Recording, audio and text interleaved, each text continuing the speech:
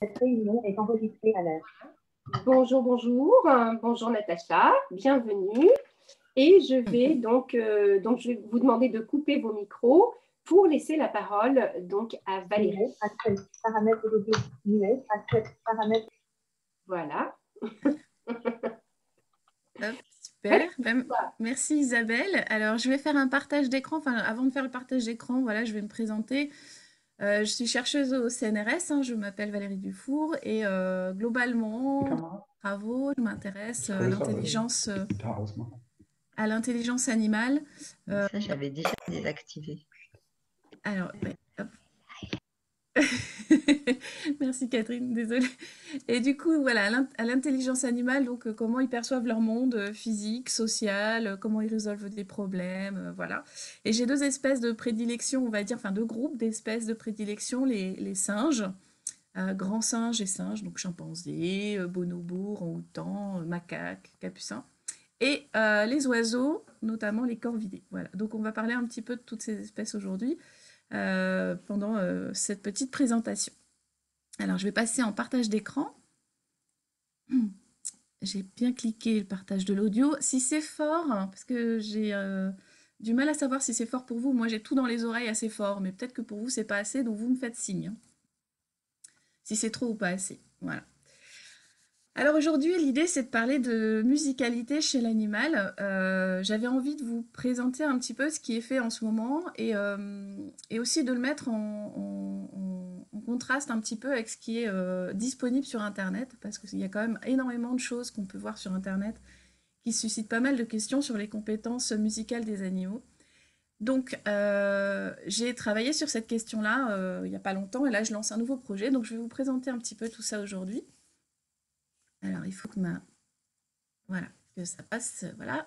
Donc, les performances animales en termes de musicalité, bah, bien sûr, il y en a qu'on connaît bien, enfin qu'on décrit comme classique. Le chant des baleines est un exemple. Alors, je vais vous en faire écouter un.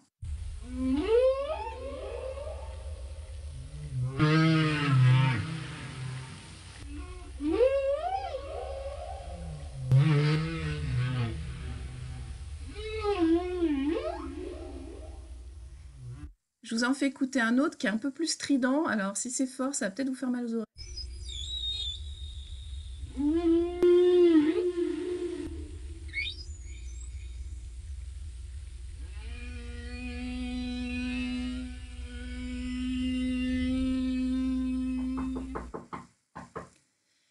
Et du coup, l'intérêt un petit peu de ces vocalisations chez les baleines, c'est que c'est pas vraiment ce qu'elles disent. Voilà. Ça fait plus de 30 ans que des gens, 50 ans maintenant, que des gens étudient ces vocalisations. On a plein de pistes chez beaucoup d'espèces. On a essayé de caractériser les répertoires de ces espèces. Mais c'est quand même compliqué de savoir ce qu'elles veulent dire. Et en fait, on parle de chant de baleine parce qu'on a des structures qui sont très hiérarchisées, très complexes et assez mélodieuses quand même à l'oreille. Alors, il y a d'autres performances vocales admirables dans le règne animal. Il y a celle du rossignol.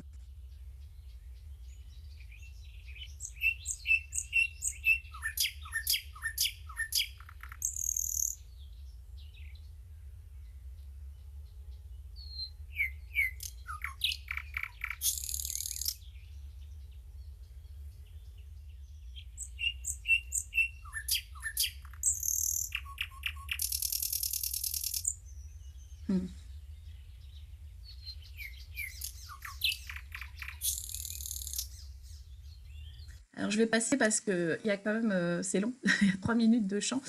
Mais c'est vrai que chez les oiseaux chanteurs, on a une certaine fixité dans beaucoup de chants. Donc 80% des espèces d'oiseaux chanteurs n'ont un chant qui est toujours le même, ou en tout cas qui a une structure très très figée, qui ne va pas être très flexible avec le temps. Par contre, il y a 20% des espèces qui sont capables d'avoir des chants très mélodieux, qui vont être aménagés chaque année avec des nouveaux sons, des nouvelles structures, des nouvelles façons de chanter. Et ces espèces-là sont dites des espèces de chants d'oiseaux à chant ouvert. Et l'extrême, un petit peu sur cette échelle de non-flexibilité versus très grande flexibilité, c'est le moqueur roux. qui lui a plus de 1200 chants différents qui ont été recensés. Alors, c'est un oiseau assez extraordinaire. J'ai pas trouvé de chant sur Internet, mais voilà, il y en a plein. Je pense qu'on peut... Enfin, le rossignol, c'est déjà pas mal. Le mocorou, c'est encore mieux. Mais voilà, c'est des choses très intéressantes. C'est mélodieux, c'est compliqué. Ça change d'une fois à l'autre. Et il y a beaucoup, beaucoup de chants dans le répertoire. Donc, on a des performances quand même animales assez extraordinaires. C'est un peu un contraste, par exemple, avec le diamant mandarin, qui lui ne fait qu'un seul type de chant. Je vais vous le faire, hein, je n'ai pas de vidéo parce que c'est simple, il fait tiki-pou, tiki-pou, tiki-pou, tiki-pou. Voilà, c'est dire salut ma copine, je suis là, tiki-pou, tiki-pou, tiki-pou. C'est le chant du mandarin. Ça marche très bien, elle adore, c'est un succès fou, mais il n'a qu'un seul chant et qu'une seule façon de chanter. Alors, c'est vrai que chez les oiseaux, ces chants, ils ont des fonctions en général, et ça, c'est chez tous les oiseaux. Ils sont soit dédiés à la territorialité, donc pour défendre un territoire versus vis-à-vis d'un autre mâle, soit ils sont utilisés pour séduire les femelles. Voilà. Par des chercheurs, par des scientifiques de plein d'horizons différents. Donc on va faire un petit peu, enfin pas le tour, mais on va en parler un petit peu aujourd'hui parce que voilà, c'est quelque chose qui est très très à la mode. Mais avant de faire ça, je vais vous expliquer pourquoi je me suis posé cette question de musicalité chez l'animal. Et je vais vous raconter un petit peu comment ça a démarré. Alors ça a démarré avec l'observation anecdotique d'une performance instrumentale chez un chimpanzé. Alors ça se passe dans un centre de recherche aux Pays-Bas, il fait 2 degrés dehors, autrement dire très très froid, et je suis censée observer un groupe de chimpanzés qui bien sûr lui n'a pas décidé de rester dehors, moi je suis dehors, hein, j'ai froid. Eux ils ont dit non, non, il fait pas chaud, on reste à l'intérieur, donc je ne voyais personne et j'attendais, mon protocole c'était de rester 2h30 dehors, donc je restais dehors pendant 2h30 dans le froid. Et tout d'un coup j'entends ça.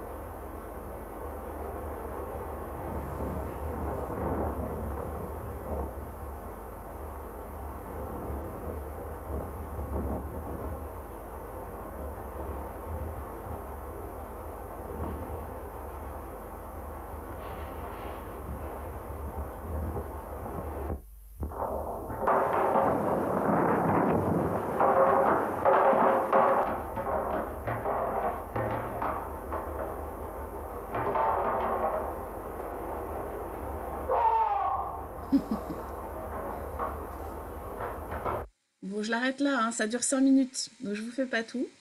Mais ce qui est assez exceptionnel, c'est que quand j'ai entendu ces frappes démarrer, je ne voyais pas le chimpanzé, il était dans une loge à côté de celle que j'observais. Donc je me suis rapprochée discrètement, j'avais pas de caméra à l'époque, j'avais juste un dictaphone un peu vieux avec une cassette, hein, voilà, ça date un peu. Et donc je me suis dit, oh là là, vite, vite, faut que je démarre mon dictaphone, faut que j'enregistre, et surtout faut pas que je me montre parce que je veux pas influencer ce comportement, il sait pas que je suis là, a priori, il est en train tout seul de s'amuser sur son bidon. Et je vous avoue que j'avais jamais entendu ça. Alors les chimpanzés font du bruit, vous allez le voir après, mais quelque chose d'aussi long, d'aussi intense, avec une telle concentration, finalement, j'avais jamais vu ça. Le chimpanzé, il était vraiment avec un demi-bidon en plastique bleu qu'il avait retourné. Il frappait avec ses mains. Alors, il y a un passage à 2 mains et le reste du temps, c'est quand même une seule. Mais il frappait sur ce bidon et il était complètement concentré sur cette activité. Et moi, je suis ressortie de ce moment-là complètement choquée en me disant, mais waouh, est-ce que c'était de la musique? Qu'est-ce que c'était que ça, en fait? Du coup, j'ai commencé à m'intéresser à cette question et à l'époque, c'était pas tout à fait à la mode, hein, je peux vous le dire, il n'y a pas grand-chose chez l'animal. Et ce qu'on trouvait, c'était quelques bouquins qui parlaient de l'universalité de la musique chez l'être humain en disant bah, on ne sait pas ce que c'est, mais on sait la reconnaître. Bon, ça ne m'aidait pas beaucoup. La musique, ça implique de danser, de chanter, de partager des émotions. D'accord, bon, bah super. Mais là, oui, moi j'ai reçu une émotion, j'ai ressenti une émotion en écoutant Barney, donc il s'appelait Barney ce chimpanzé. Mais comment évaluer en fait cet aspect de musicalité? Alors, à l'époque, il y avait donc cette question aussi sur les chants d'oiseaux et les baleines, mais personne ne disait vraiment qu'il s'agissait de musique. On disait que ce sont par exemple, des analogues de la musique, ça ressemble à de la musique. C'est complexe, des vocalisations complexes. Elles sont apprises grâce aux pairs et aux individus entendus, donc il y a un potentiel d'évolution culturelle parce qu'on peut influencer les chants des autres. Mais personne ne disait vraiment waouh, c'est de la musique. En fait, à vrai dire, on n'avait même pas le droit de dire ça. Et chez les grands singes, tout ce qui relève des frappes, j'ai trouvé des événements de frappes de drumming sur les arbres, comme je vous ai montré, ou le gorille qui tape sur sa poitrine. Donc ça, on parle de ça en disant que ce sont des homologues, c'est-à-dire que ça a la même caractéristique, probablement les mêmes mécanismes, pas forcément la même fonction. Ça y ressemble, mais ça n'a pas forcément la même fonction. Mais ça pourrait témoigner d'une origine commune à nos compétences musicales. Donc, entre autres, on aurait un ancêtre commun avec les grands singes qui avaient déjà quelques notions de rythmicité ou de quelques capacités à frapper de manière rythmique sur un tronc d'arbre ou sur un élément de son environnement. Donc, moi, je me disais, bah oui, mais est-ce qu'on a déjà réussi à montrer, à faire de la musique à un grand singe, au final? Alors oui, il y a eu des expériences. Certains grands singes, donc des bonobos, des chimpanzés, ont été élevés par des humains et par des chercheurs hein, qui ont essayé de voir à quel point ils pouvaient imiter ou apprendre des êtres humains et se comporter comme des êtres humains, non pas comme des chimpanzés. Mais c'est vrai que dans ces cas-là, ils ont réussi à mettre des singes devant un piano, hein, comme la femelle chimpanzé qu'on voit ici, sauf que, bah oui, ils tapent sur le piano, donc oui, ça fait du bruit, mais de la musique, pas vraiment. Il n'y a pas de répétition, il n'y a pas d'acquisition de mélodie, voilà, il n'y a pas d'écoute particulière de la musique créée. Donc, du côté des chercheurs en biomusicologie, il y a eu une tentative, il y a eu un bouquin qui s'appelle The Origins of Music, et dans l'introduction de ce livre, Arum est un chercheur qui dit qu'il faut en fait non pas chercher à savoir si c'est de la musique ou pas, mais chercher des critères que l'on trouve dans les productions musicales humaines. Et il y a plusieurs critères, donc l'intentionnalité, on fait de la musique parce qu'on cherche à produire cette musique et à la faire écouter, donc soit on l'écoute nous, soit à un public. Il y a de la décontextualisation, c'est-à-dire qu'on ne fait pas forcément de la musique pour une raison particulière, on peut la faire juste pour le plaisir, sans qu'il y ait une raison, pas pour séduire quelqu'un, pas pour défendre un territoire. Et il y a souvent des aspects de formalité, donc de périodicité, de rythme dans les productions musicales humaines. Et il y a aussi souvent des aspects de coordination et de synchronisation. Et ça, c'est important parce que ça permet en fait à d'autres de se joindre à la musique qui est proposée et donc d'être à plusieurs. Et il y a un partage. Et c'est là où l'émotion aussi peut intervenir. Donc, selon Arum, en fait, bien sûr, ces critères-là ne sont pas non plus présents dans toutes les musiques humaines. Tout n'est pas rythmé, tout n'est pas formalisé.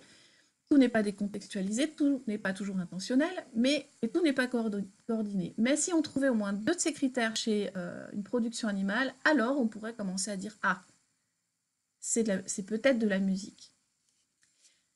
Bon, alors les chants d'oiseaux et les chants de baleines, autant vous dire qu'on ne sait pas du tout pourquoi ils le font. En termes d'intentionnalité, on ne peut pas savoir s'ils le font exprès ou pas. Donc, est-ce qu'ils essaient juste de parler aux autres et non pas de produire des sons mélodieux? Voilà, on ne saura jamais, donc on peut déjà enlever ce critère. Décontextualisation, pour les chants d'oiseaux, ils sont à 100% presque contextualisés, donc c'est soit pour de la repro, soit pour de la défense de territoire. Donc voilà, on a déjà notre réponse. Non, il n'y a pas de musique chez l'animal. Bon, bien sûr, j'exagère, mais c'est vraiment compliqué parce qu'il faut aller voir du coup les structures rythmiques, la coordination, ces compétences-là pour voir un petit peu comment les animaux se situent par rapport à ce que font les humains. Et du coup, bah, c'est ce qu'on va faire un petit peu là. Alors, je vais vous présenter une série d'études et de petits événements qu'on trouve sur Internet qui sont vraiment intéressants. Alors ici, il s'agit de Snowball. Je ne sais pas si vous le connaissez. C'est un cocatou euh,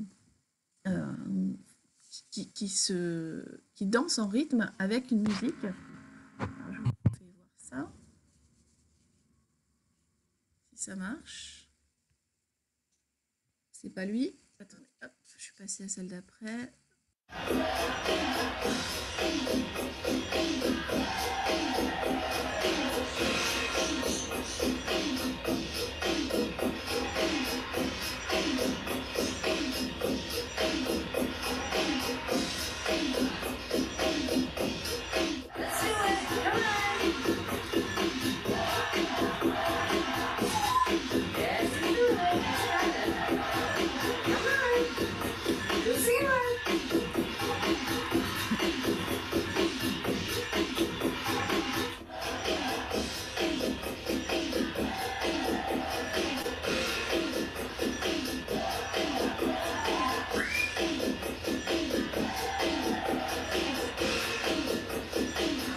Alors l'histoire de cet oiseau, elle est intéressante parce que c'est un oiseau qui a été élevé par des particuliers, hein. Vous voyez dans la pièce, il y a plein de perroquets. Voilà. Là, on est chez les propriétaires de cet oiseau.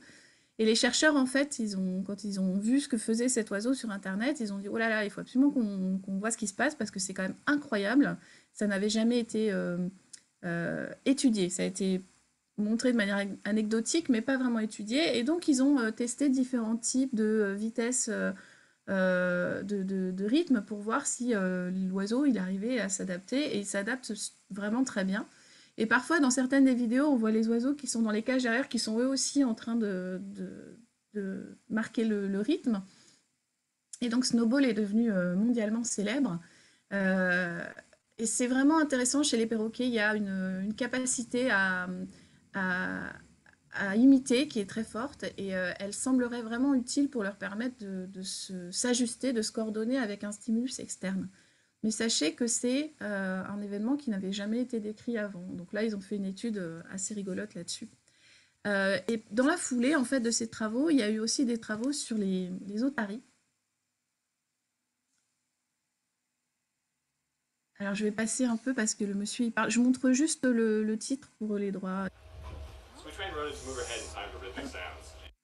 Voilà.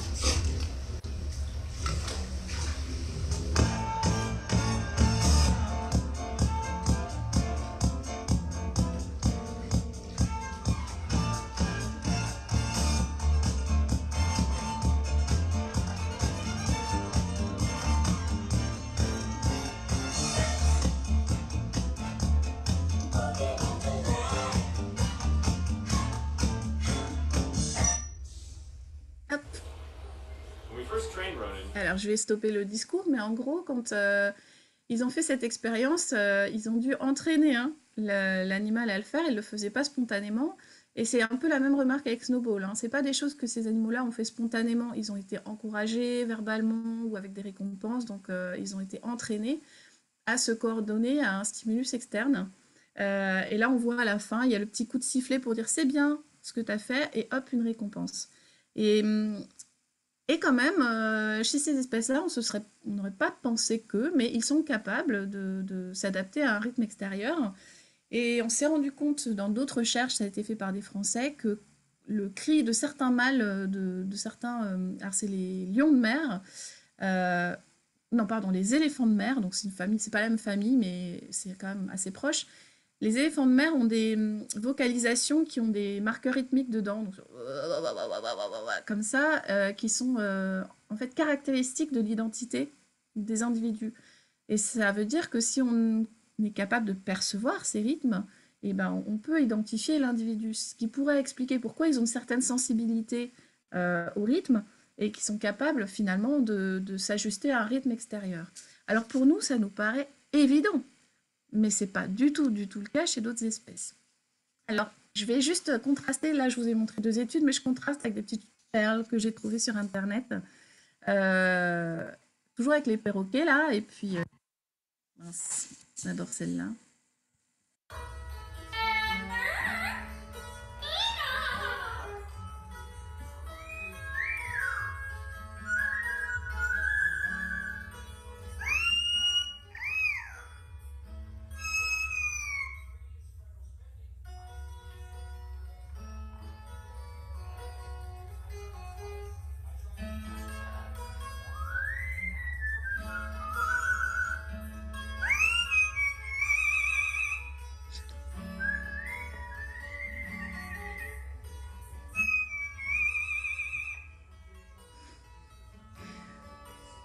Bon, je peux pas vous mettre toute la chanson, mais c'est vraiment magnifique, hein. J'ai découvert ça hier, en fait, en préparant la conférence. Je me suis dit, mais il y a des trucs que j'ai pas vus encore, j'étais pas allée voir, et c'est vraiment super beau. Et j'avais par contre connaissance, moi, de ce duo. Et là, c'est intéressant parce que c'est pas accompagné, ça n'accompagne pas un être humain qui joue, c'est vraiment deux oiseaux qui chantent ensemble.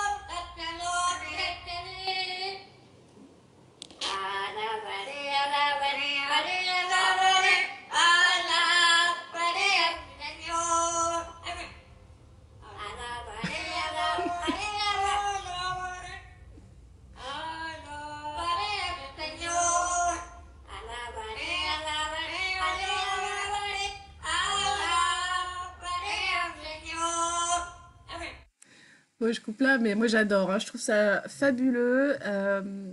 C'est deux oiseaux qui chantent ensemble. Ce qui est drôle, c'est qu'il y en a un qui est quand même plus doué que l'autre, et le deuxième, il fait des petits marqueurs comme ça, des petits pointages. C'est pas toujours juste, c'est pas toujours rythmiquement parfait, mais clairement, ils maîtrisent plutôt pas mal. Alors, cette capacité finalement à se synchroniser, comme je vous disais, c'est quelque chose qui n'est pas du tout évident à mettre à démontrer chez l'animal. Alors, si on les entraîne, donc voilà, le perroquet, l'otarie, bah, on peut effectivement les faire battre, bouger en même temps qu'un son. On a essayé aussi d'entraîner un bonobo à répliquer un rythme fait par une personne en même temps, hein. Donc, alors c'était un humain. Et là, c'est aussi avec des encouragements vocaux, etc. Alors ça donne ça.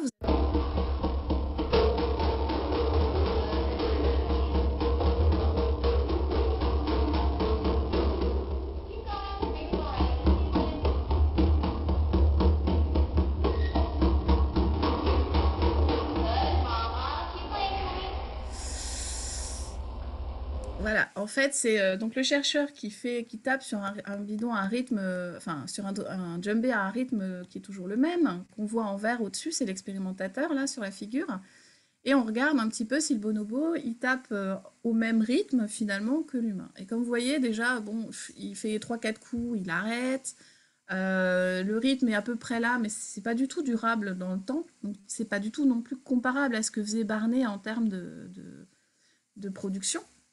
Il s'ennuie, quoi. Au bout d'un moment, ça ne l'intéresse pas vraiment. Et ce qu'on a pu remarquer, c'est que chez la plupart des espèces chez qui on teste ça, chez les singes en tout cas, le rythme, c'est pas leur truc. Ça leur plaît pas, ça les intéresse pas. C'est comme s'ils le percevaient pas, en fait. C'est quelque chose qui n'est pas stimulant, qui ne les intéresse pas particulièrement. Alors même si on les entraîne, bah, c'est quand même très, très, très laborieux. Donc je me suis dit, bah, c'est bizarre finalement, qu'est-ce qui nous a fait Barney là, ce jour-là? Quand il a fait ces 5 minutes de frappe sur son bidon, est-ce que il a fait quelque chose de finalement vraiment exceptionnel par rapport à ce qu'on sait de l'espèce? Alors, juste sur ce petit graphique, vous voyez en fait la première séquence, donc séquence 1, c'est celle que je vous ai fait écouter.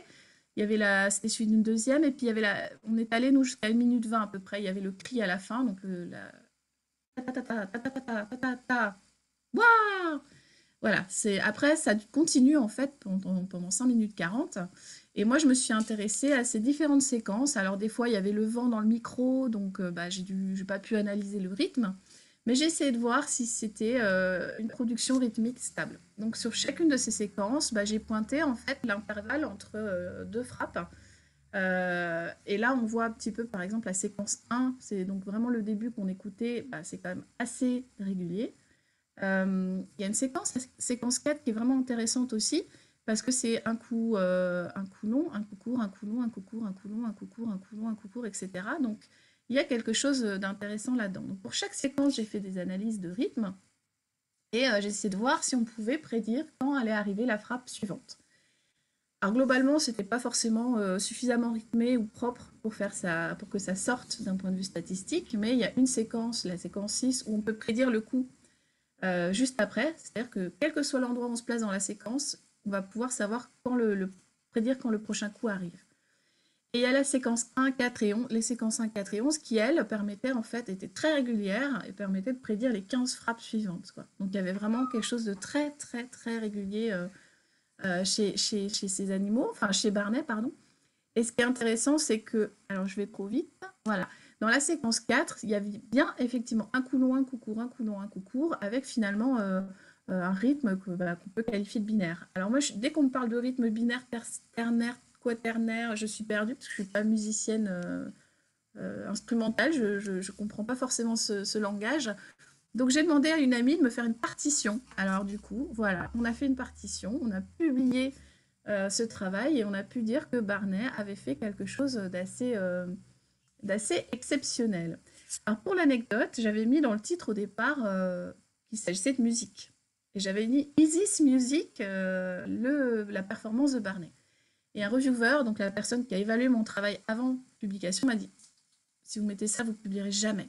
Il vaut mieux me dire un truc du genre drumming chez Barnet, une performance spontanée qui ressemble à ce que ferait un humain s'il jouait du djembé. Ça revient exactement à la même chose, c'est de la musique, mais c'est pas grave, j'ai pas dit le mot musique. Donc voilà, il y avait des contraintes d'expression en termes de science sur ces aspects. Et si on regarde les critères, bon, bah, l'intentionnalité, effectivement, je ne pourrais jamais savoir s'il a fait exprès. En même temps, il n'a pas fait ça pour faire autre chose. Il n'était pas en train d'ouvrir une porte ou voilà, il a fait un bruit en se concentrant sur la production du bruit et pas sur quoi que ce soit d'autre de son environnement. Donc, il était persistant. C'était pas des frappes au hasard ou faites dans un autre objectif. Donc, probablement que c'était intentionnel. La synchronisation, bah, ça, je ne peux pas l'évaluer. Il était tout seul avec lui-même. La décontextualisation, bah oui, pas de contexte apparent. Vous verrez après qu'il y a plusieurs types de contextes chez les chimpanzés et là, c'était pas le cas. La formalité, bah oui, dans certains cas, on avait un rythme binaire. J'avais aussi des accélérations, donc des modifications dynamiques en fait dans certaines des séquences que je vous ai pas montrées. Bon, bah la question c'est est-ce qu'il a inventé la musique ce jour-là? Et peut-être qu'elle a redisparu aussitôt, elle est retombée dans l'oubli chez les chimpanzés. Voilà, peut-être que c'est ça qui s'est passé. Il a inventé, puis ça a disparu, ça arrive. Il y a des bonnes idées qui ne voient jamais vraiment, qui n'arrivent jamais à fruition, enfin bref, qui ne donnent rien parfois. Alors du coup, bah, si on s'intéresse à ce que font les chimpanzés en vrai, dans la nature, bon, bah, on sait qu'ils font ce drumming sur les frappes, enfin ces frappes sur les troncs d'arbres, donc il y a plusieurs fonctions.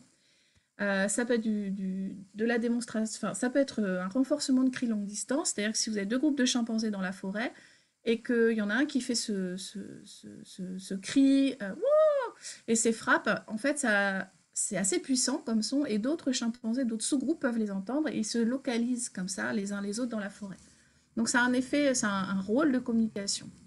Le rôle le plus important, c'est celui de dominance display, donc démonstration de force. Et ça a été montré avec Mike, qui utilisait des bidons de kérosène vides et qui était le premier à faire ça. C'était Jane Goodall qui a observé ça. Et quand il prenait ces bidons et qu'il faisait et qu'il tapait partout, en fait, ça faisait peur aux autres. Et grâce à ça, il est resté dominant pendant 14 ans. Et même tout vieux et tout perclus d'arthrite, il est encore dominant. Et puis là, il y a des petits jeunes qui ont commencé à dire « Ah, mais c'est bien les bidons, moi aussi je vais faire ça. » Et bon, voilà, après, ça a un peu perdu de son efficacité. Mais ça a permis de renforcer, en termes de communication, de prestance, de puissance, l'impression qu'il donnait, quoi. Mais ça ne sert pas qu'à ça. Ça sert aussi dans certains comportements de cours. Alors là, vous avez le leaf clipping, donc, de feuilles.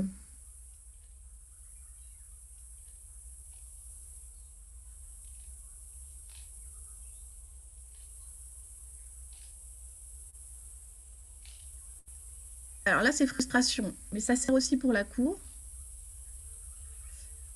Et quand c'est fait en comportement de cours, en fait, la feuille, elle est coincée dans les lèvres. Et il y a une espèce de sifflement qui est fait, en fait, en mettant la feuille dans les lèvres. Et ça attire les femelles. Donc, c'est un charme fou. Il y a d'autres contextes, hein, le fait de taper sur des pots d'argile. Donc ça a été montré chez des jeunes chimpanzés et ça a été publié juste après mon papier avec Barnet, où on voit un chimpanzé qui s'éclate à taper poum, poum, poum. Ah, il a une grande mimique faciale de sourire, il est complètement détendu et il écoute, on voit vraiment qu'il écoute ce qu'il est en train de faire. Et ça fait des petits bruits, des résonances, il y a des harmoniques qui sortent, c'est vraiment super intéressant. Voilà, donc en captivité, il y a aussi eu d'autres événements que Barnet, mais encore contextualisés. Mais comme c'est filmé, je vous le montre, parce que Barnet, j'avais que l'audio. Et là, on est dans des contextes de display. Et on va bien voir comment ça marche. Et c'est assez comparable dans l'idée qu'il y a un gros bidon. Ah, attendez, il faut que je mette le son.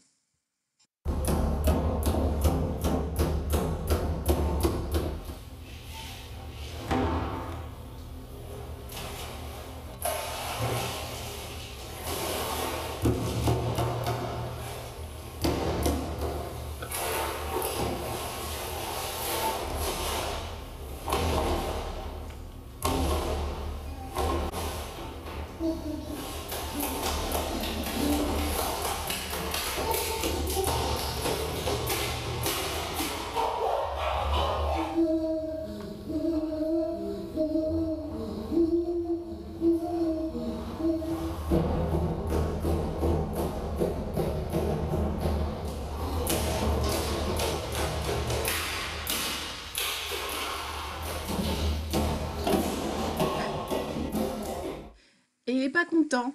Et là, la caméra, elle coupe parce qu'en fait, ce que vient faire le chimpanzé en courant vers les gens, c'est qu'il fonce sur la grille, il la secoue et voilà.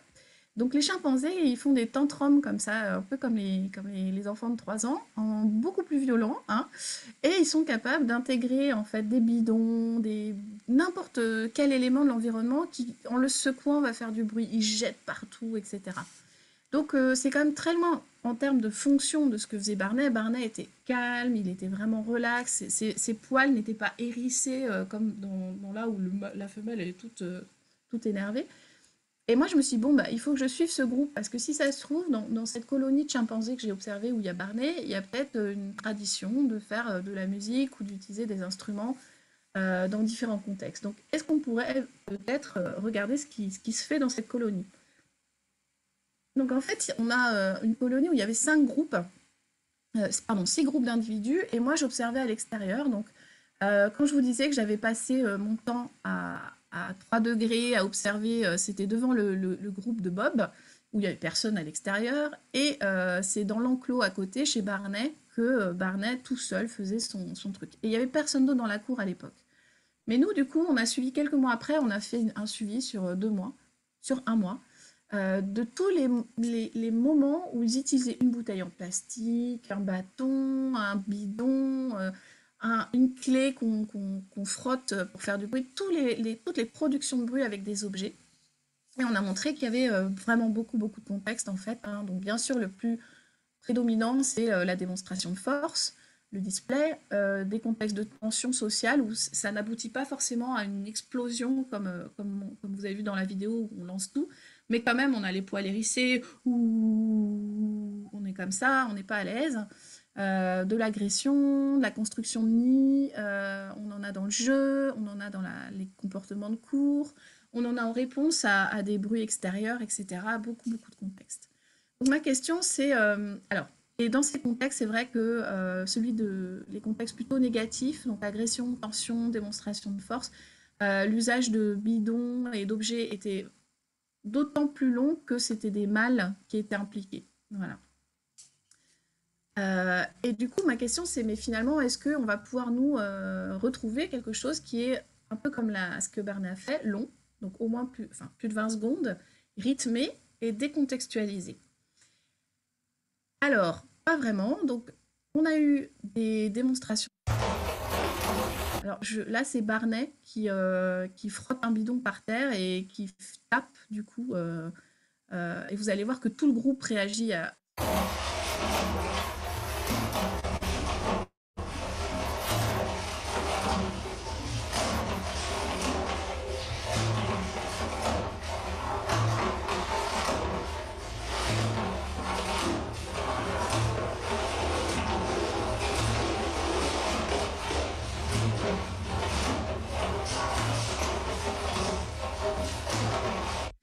Alors ça dure très longtemps, c'est très rythmé, mais alors là, à la fin, je vous le montre pas jusqu'au bout parce que c'est un peu long. Il fait le display, le tantrum, là, un peu comme l'autre chimpanzé dans l'autre vidéo. Et on voit tous les autres mâles du groupe qui sont les poils complètement russés, en train de marcher, qui n'aiment pas du tout. En tout cas, il y a une tension vraiment forte. Là, je vais vous montrer une autre vidéo que j'aime beaucoup. Alors, je suis un peu désolée pour la qualité, parce que c'est des vieilles vidéos, c'était vraiment un endroit où c'était pas facile de les filmer en extérieur. Il y a des grilles, etc. Mais on va prendre le temps de regarder cette vidéo-là, parce que j'ai jamais revu ça. Donc, enfin, je l'ai revu, mais j'avais jamais vu ça avant. Et là, il y a vraiment une direction de la production rythmique vers la femelle. Donc, ça va venir avec le temps. Ça va monter au fur et à mesure.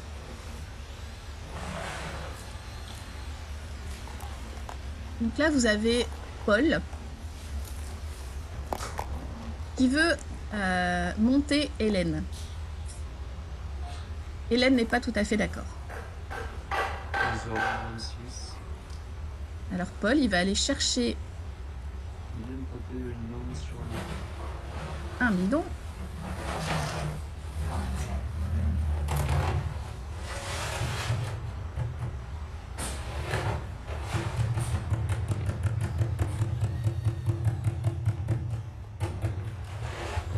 Alors, ça fait bouger Hélène, c'est bien, mais non, non, non, non, non. Lâche-moi, lâche-moi.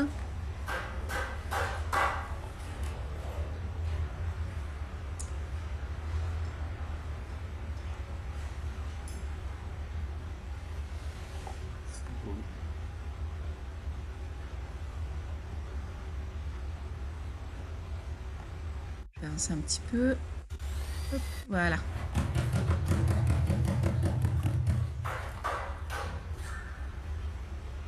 Alors, il continue.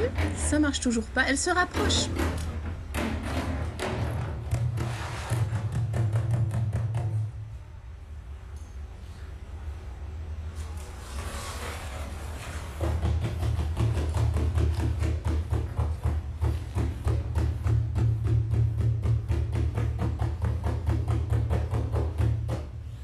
Et à chaque fois qu'il prend un bidon et qu'il tape, elle se rapproche. Et hop, elle repart.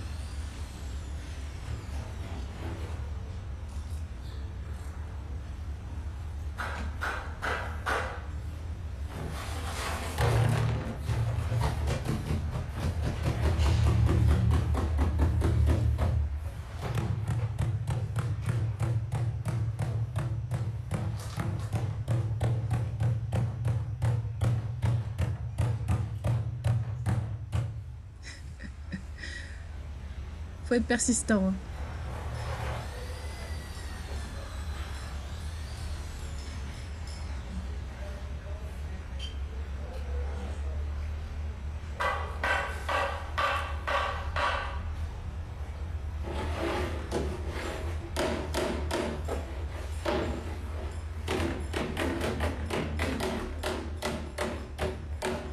Ah, voilà.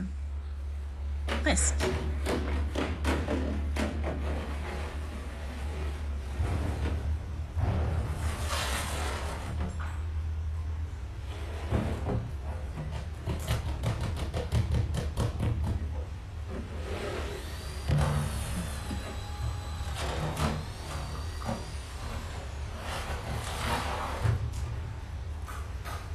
Bon, et là, c'est bon, il a réussi. Il fallait être un peu persistant. Mais ça, j'avais jamais vu ça. Et surtout, ce que j'avais jamais vu, c'était cette alternance de sélection de bidons. Alors celui-là, il fait peut-être pas le bon son, il est pas assez bien, on en prend un autre, on change. Le pauvre, il sait plus quoi faire. Et il finit finalement parce qu'il voit bien que ça l'intéresse, ça l'attire. Elle vient voir à chaque fois qu'il utilise quelque chose, mais elle repart juste après. Donc il a vraiment fallu qu'il y mette un petit peu d'effort. Alors du coup, je vous disais, est-ce qu'il y a des endroits, des moments où il y a des contextes inconnus? Alors oui, il y en a eu deux, en fait, finalement. Je vous montre rapidement parce que c'est...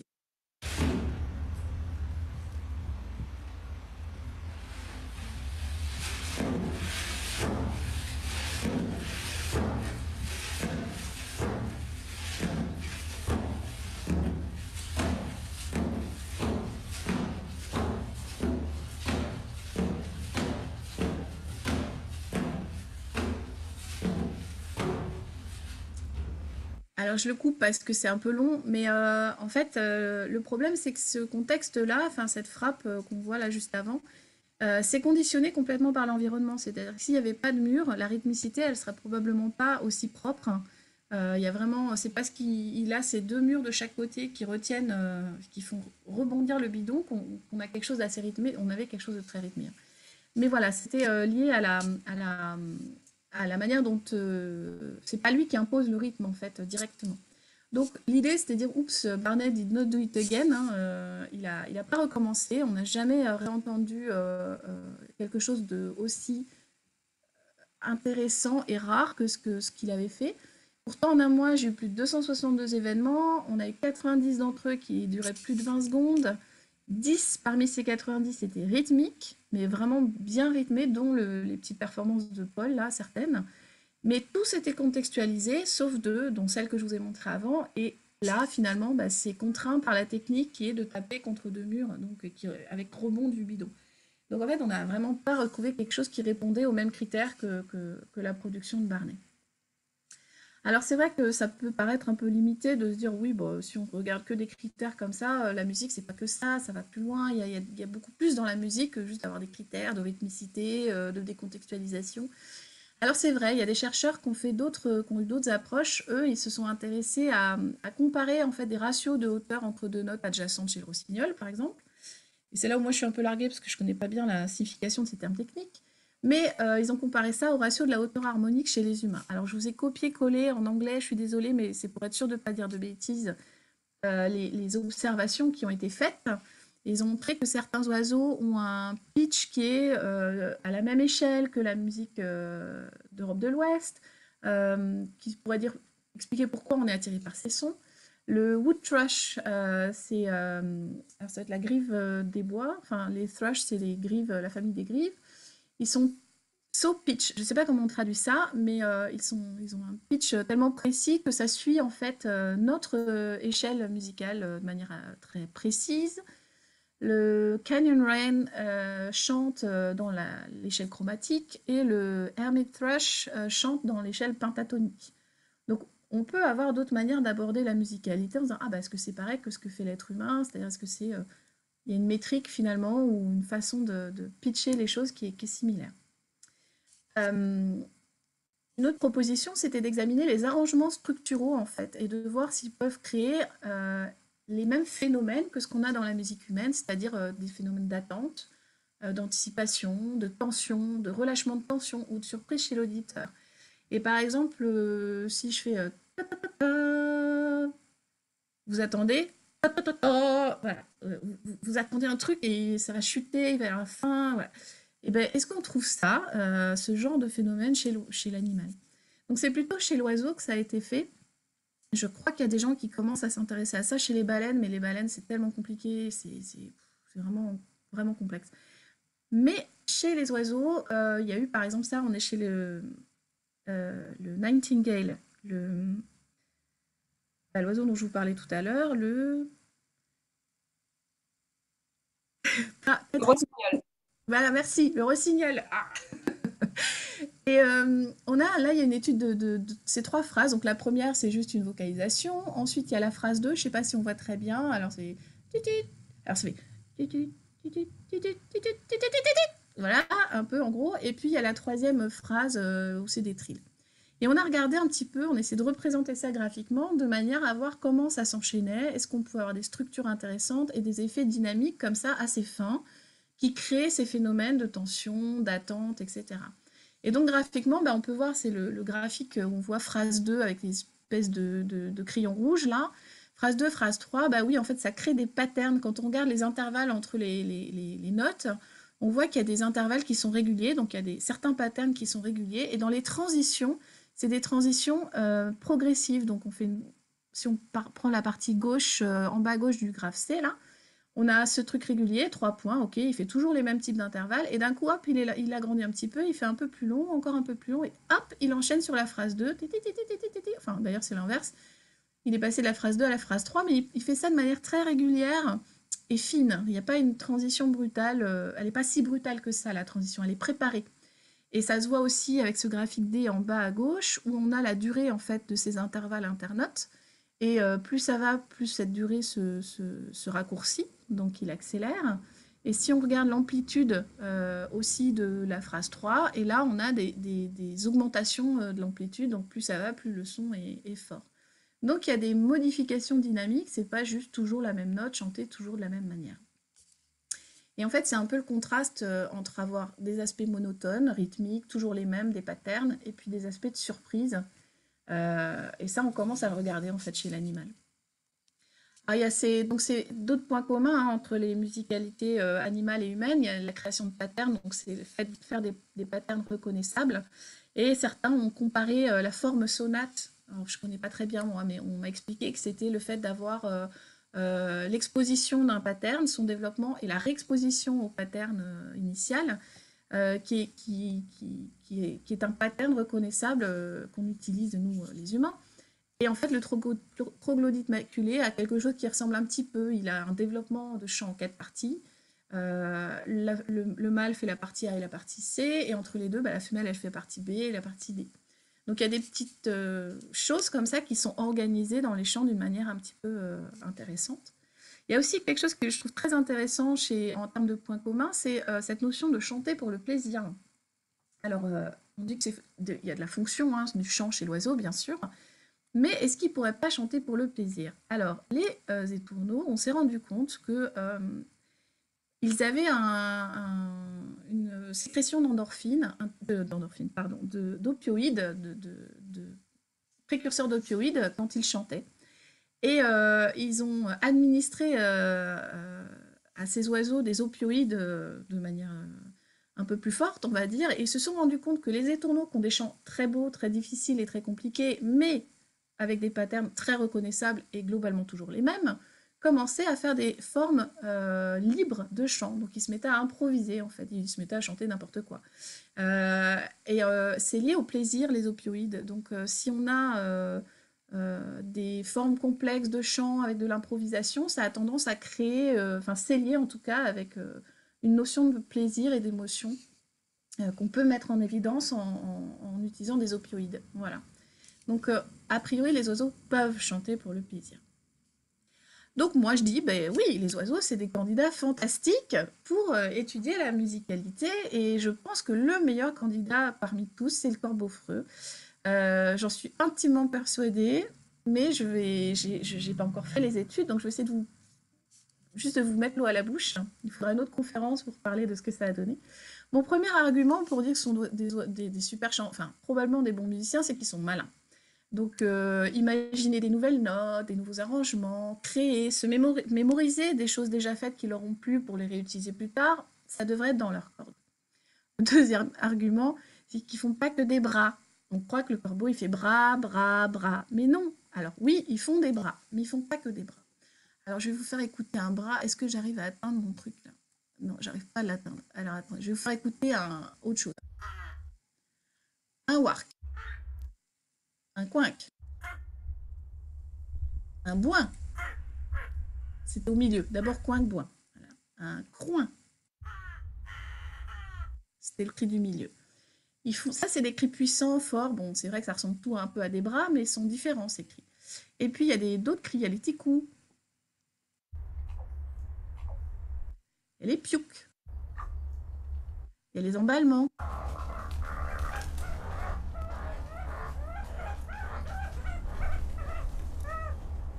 Il y a les 1.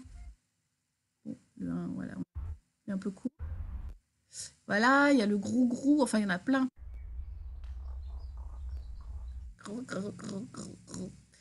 Le gargarisme.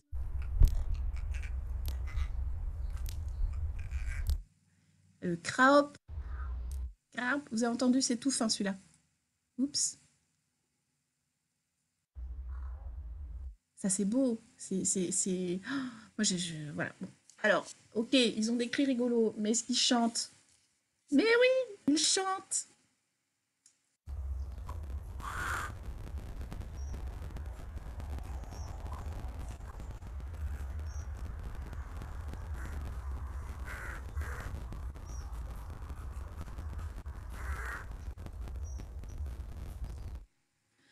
Alors, je vous ai mis cette vidéo-là parce qu'elle est plus jolie que l'autre que j'ai où j'ai un chant fabuleux, mais c'est pas grave, je vais vous faire écouter un autre oiseau.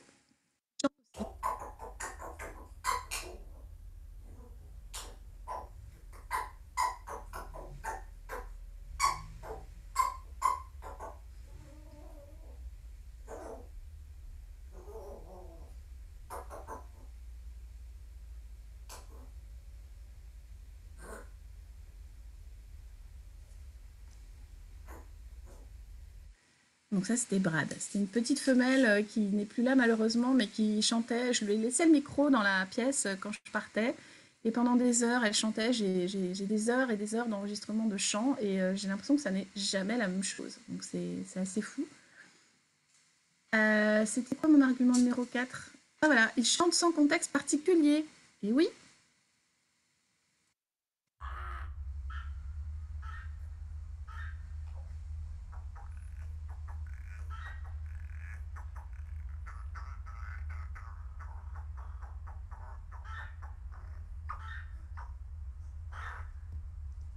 Vous voyez, ils font plein de choses quand même.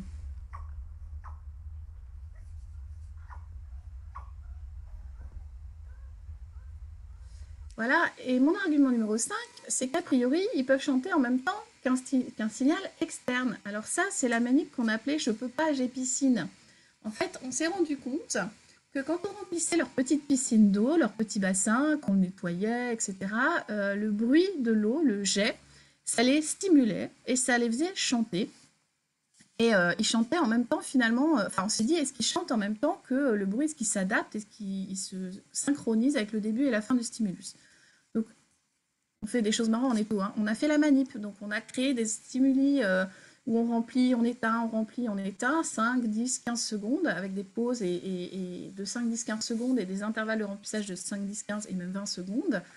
Et on a filmé, en fait, leur réponse, la réponse du premier chanteur, donc celui qui avait l'air intéressé, on va dire, voilà, pendant l'expérience.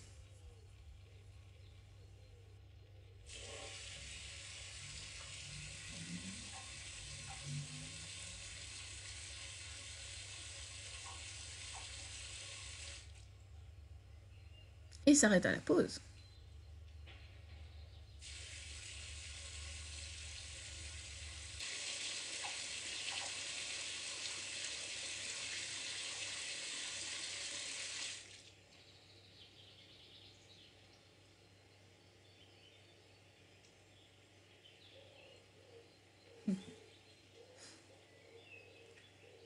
Alors, c'est pas toujours parfait non plus, hein. Ils sont pas comme ça, les corbeaux, hein. Ils vont jamais donner entière satisfaction. C'est un peu le lot commun. Voilà, là, ils se nettoient les ailes. Mais quand même.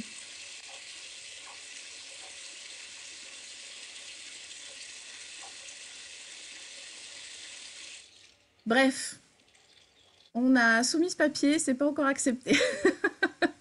Mais c'est vraiment intéressant parce que, ouais, ils sont intéressés, on peut stimuler le chant chez eux, donc on va pouvoir utiliser cette propriété-là pour éventuellement tester leurs compétences musicales. Et puis surtout, ce que je trouve vraiment fabuleux, c'est leur capacité à imiter d'autres voix. Donc ça, c'est pas un corbeau freux, c'est un grand corbeau, c'est Julian, qui a été recueilli par des gens après avoir été chassé. Apparemment, il avait été blessé. Il est capable d'imiter d'autres voix. Donc il y a sa soigneuse qui lui demande de l'imiter. Vous allez voir, c'est assez intéressant. What's up? What's up? What's up with you? What's up? Not much. What's up? Donc il change sa voix. Who's your good bird? What's up? Who's your good bird? What's up? Say it in my voice. What's up? Nice job. Vous voyez, en fait, Now say il sait dire deux trucs, What's up et Who's a good bird. Et il y a une autre vidéo sur le net où on a Who's a good bird, mais What's up, c'est vraiment quelque chose qu'il fait avec les deux voix, la voix de l'homme et la voix de la femme. Et il est capable, en entendant la voix de la femme, hop, tout de suite de re-switcher avec sa voix à elle. Et on ne sait même plus distinguer les deux, c'est parfaitement ressemblant, c'est vraiment une très belle imitation. Donc ce sont des espèces qui ont quand même un contrôle vocal, je pense, extrêmement important, extrêmement adapté, et ça devrait faire d'eux un bon modèle. Donc c'est un projet qui vient tout juste de démarrer. Alors ça va impliquer du machine learning, hein. On a mis des micros partout dans la volière, on a des ordinateurs de fou qui sont hyper puissants, qu'on est en train de programmer. On va essayer de bien classifier chacune des vocalisations avec du clustering et des techniques ultra modernes qui nécessitent des ordinateurs de fou pour faire ça. Et par exemple, là, vous avez juste, je vous ai mis la chanson, ça c'est des chants des tourneaux, en fait, qui sont visualisables comme des pelotes de laine, et on voit un peu la manière dont ça s'organise et s'il y a des patterns qui reviennent. Alors, on voit une boucle rose en haut, par exemple, qu'on retrouve sur le chant d'après. On a une boucle bleue à gauche qu'on retrouve sur le chant d'après. Et on se rend compte que même si ça a l'air très compliqué, globalement, ils font toujours un peu la même chose. Et ça, on le fera avec les corbeaux-freux pour voir si ils sont un peu contraints dans leur façon de chanter ou s'ils sont capables d'innover. Quelle est la part d'improvisation finalement? Voilà, je m'arrête là parce que je crois que j'ai déjà parlé bien longtemps. J'espère que j'ai pu vous faire découvrir des petites vidéos rigolotes que moi je trouve absolument fabuleuses. Et puis bah voilà, je crois qu'il y a des questions, donc on va pouvoir passer aux questions. Je vous remercie. Merci beaucoup, Valérie. C'était vraiment passionnant. Merci. Et du coup, eh bien oui, si vous avez des questions, alors soit vous les mettez dans le chat, mais là, je crois que comme on n'est pas très, très nombreux, vous pouvez aussi eh bien, les poser directement à Valérie. Donc, pour ça, il faut allumer votre micro. Il y a Malcolm qui dit « Je ne comprends pas pourquoi vous dites qu'il n'y a pas de contexte quand un oiseau est tout seul en captivité. Il y a tout de même un contexte, il peut s'ennuyer. Pensez à... On ne sait pas. » Ouais. Alors, quand je parle de contexte, je parle de contexte biologiquement marquant, enfin, d'importance biologique, hein, reproduction, survie, prédation, voilà, ces contextes qui sont associés à des comportements autres, en fait. Voilà. Enfin, voilà, le display, par exemple, la démonstration de force, c'est clairement agonistique. C'est pour démontrer aux autres qu'on est fort, qu'on va gagner, qu'on ne va pas se faire taper. Il y a des enjeux en fait vraiment très forts là sur ces comportements-là. Barnet, lui, il était tout seul, il n'y avait pas non plus de tension sociale, il semblait pas non plus être en tension lui-même, stressé ou voilà. Effectivement, l'ennui, ça peut expliquer Enfin, l'ennui, c'est pas en soi un contexte non plus, c'est juste un état d'esprit où l'individu n'a pas la possibilité de faire une activité particulière et donc il cherche à faire une activité. Et là, il a cherché à faire une activité. Donc, et c'était de la musique, ça aurait pu être autre chose, hein. Il aurait pu marcher, grimper, aller dormir, voilà, il aurait pu complètement faire autre chose. Oui, merci. C'est...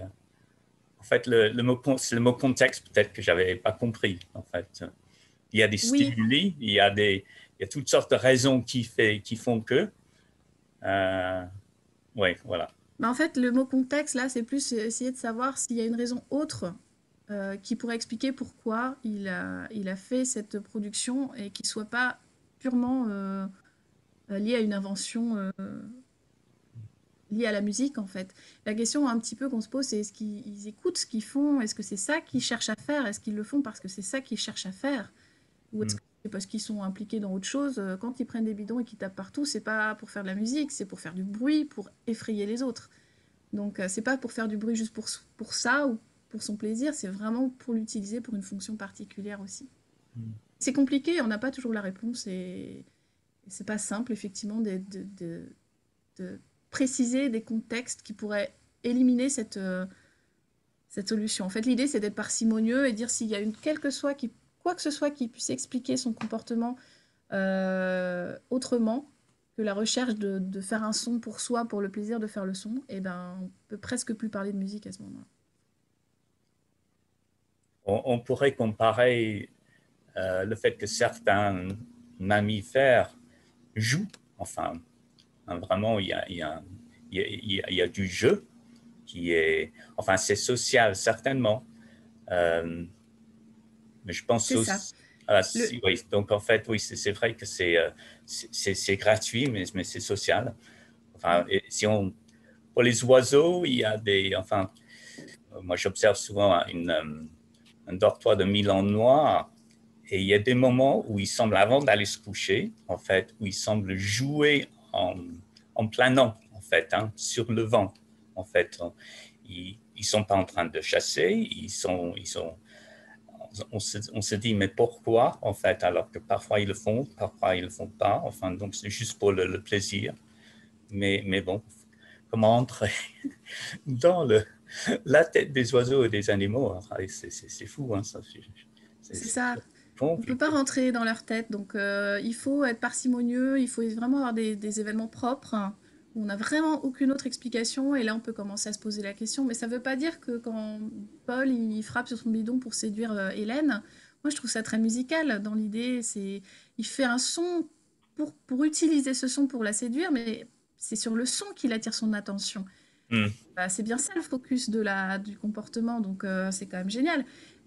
Mais bon, voilà, on ne sait pas vraiment, on ne peut pas être sûr de la raison pour laquelle il l'a fait. Donc c'est des bons candidats, mais le côté fonction, le problème de cette fonction, ça a été très critiqué, hein, cette exigence d'une décontextualisation, parce que chez l'homme, c'est pas toujours le cas.